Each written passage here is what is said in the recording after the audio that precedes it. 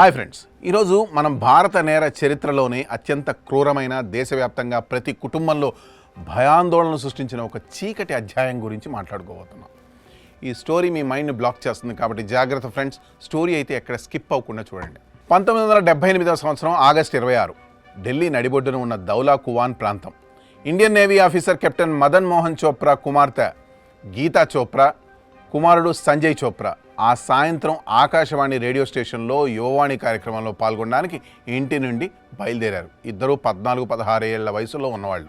బయట భారీ వర్షం కురుస్తుండడంతో రోడ్డుపై వెళ్తున్న ఒక ఆవాలు రంగు ఫియట్ కార్ డ్రైవర్ లిఫ్ట్ ఇస్తామని అడగడంతో ఆ అక్క తమ్ముళ్ళు ఇద్దరు ఏమాత్రం సంకోచించకుండా ఆ కారు ఎక్కారు. కానీ ఆ కారు తాము నిలువున సమాధి కాబోయే మృత్యు శకటమని ఆ అమాయక పిల్లలకు తెలియదు. ఆ కారు నడుపుతున్నది సాధారణ వ్యక్తుల కారు. ముంబై, ఢిల్లీ నేర సామ్రాజ్యంలో బాగా పేరున్న కుల్జీత్ సింగ్ అలియాస్ రంగా, జస్పీర్ సింగ్ అలియాస్ బిల్లా. మొదట ఈ ఇద్దరు దుండగులు కేవలం డబ్బు కోసం ఆ పిల్లల్ని కిడ్నాప్ చేసి వారి తండ్రి నుండి భారీగా ఫిరోతీ వసూలు చేసుకోవాలని ప్లాన్ చేసుకున్నారు. అయితే కారులో పిల్లల్ని బెదిరిస్తున్న సమయంలో వారి తండ్రి ఒక శక్తివంతమైన నేవీ అధికారి అని కిరాతకులకు తెలిసింది. దాంతో వారి ప్లాన్ ఒక్కసారిగా మారిపోయింది. ఒకవేళ వీళ్ళని వదిలేస్తే తాము దొరికిపోతామని భావించి తమ డబ్బు ఆలోచనను పక్కన పెట్టి వారిని చంపి సాక్ష్యాలను పూర్తిగా తుడిచేయాలనే వికృత నిర్ణయానికి వచ్చారు. కారు నుండి ఢిల్లీలోని రిడ్జ్ ఏరియా సమీపంలో ఉన్న బుద్ధా గార్డెన్ వైపు మళ్లించారు. చీకటిగా నిర్మానుష్యంగా ఉన్న ఆ అడవి ప్రాంతంలో కారు ఆపి పిల్లలపై దాడికి తెగబడ్డారు. 14 ఏళ్ల సంజయ్ చోప్రా మంచి బాక్సర్ కావడంతో తన అక్కను కాపాడుకోవడానికి ఆ ఇద్దరు ముఠా నాయకులతో సింహంలా పోరాడాడు. కానీ కిరాతకుడు బిల్లా తన వద్ద ఉన్న పదునైన కత్తితో సంజయ్ని ఒక్కసారిగా పొడవడం ప్రారంభించాడు. పోస్టుమార్టం నివేదిక ప్రకారం ఆ చిన్నారి శరీరంపై ఏకంగా 25 కత్తిపోట్లున్నాయి.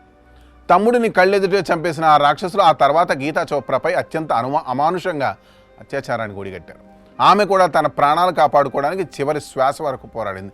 చివరకు ఆమెను కూడా కత్తితో పొడిచి ఘాతకానికి పాల్పడ్డారు. ఆగస్టు 28న ఒక పశువుల కాపరి అటవీ ప్రాంతంలో ఆ ఇద్దరు పిల్లల మృతదేహాలను చూసి పోలీసులకు సమాచారం అందించాడు.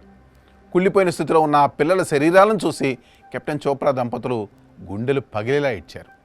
ఈ వార్త రేడియో వార్తాపత్రికల్లో రాగానే యావత్ భారతదేశం స్తంభించిపోయింది.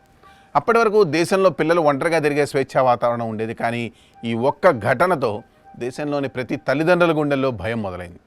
నిందితులను పట్టుకోవాలంటూ ఢిల్లీ వ్యాప్తంగా పెద్ద ఎత్తున నిరసనలు, విద్యార్థి ఉద్యమాలు వెల్లువెత్తాయి. నాటి ప్రధాని మొరార్జీ దేశాయ్ ప్రభుత్వంపై తీవ్ర ఒత్తిడి కూడా పెరిగింది.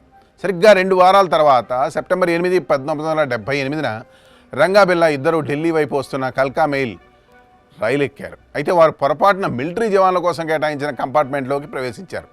అక్కడ ఉన్న జవాన్లు వారి ప్రవర్తన చూసి పత్రికల్లో వచ్చిన ఫోటోల ఆధారంగా రంగా బిల్లాను గుర్తుపట్టి ప్రాణాలకు తెగించి వారిని బంధించి పోలీసులకు అప్పగించారు.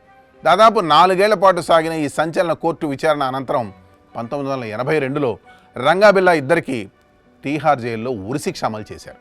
ఈ అమాయక పిల్లల జ్ఞాపకార్థం వారి ధైర్య సాహసాల గుర్తింపుగా భారత ప్రభుత్వం ప్రతి ఏటా గణతంత్ర దినోత్సవం రోజున ఇచ్చే జాతీయ వీరత్వ పురస్కారాలలో గీతా చోప్రా అవార్డు, సంజయ్ చోప్రా అవార్డులను ప్రారంభించింది. ఇటీవల అమెజాన్ ప్రైమ్ వీడియోలో విడుదలైన రాక్ వెబ్ సిరీస్ కూడా ఈ భయంకరమైన యథార్థ సంఘటన ఆధారంగానే తెరకెక్కింది. మీరు కూడా చూడండి. That's all for today. This is Harikrishna signing off for Sakshi exclusive.